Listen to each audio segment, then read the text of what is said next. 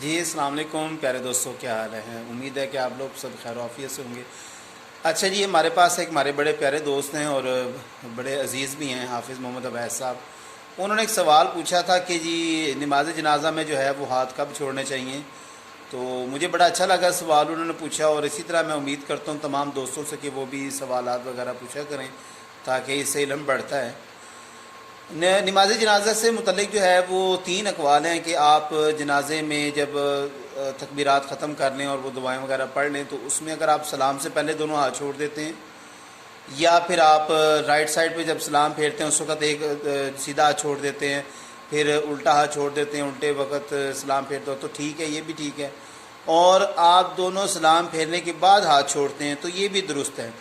ویسے جو ہے یہ جو تیسرا طریقہ ہے اقوال اور فتاوی کی جو کتب میں، اس تیسرے طریقے کو پسند کیا گیا ہے، کیونکہ وہ کہتے ہیں ذکر جو ہے وہ اللہ کا مسنون ہے، اور مسنون کام کرتے وقت جو ہے وہ ہاتھ باندھے ہونا وہ زیادہ بہتر ہے۔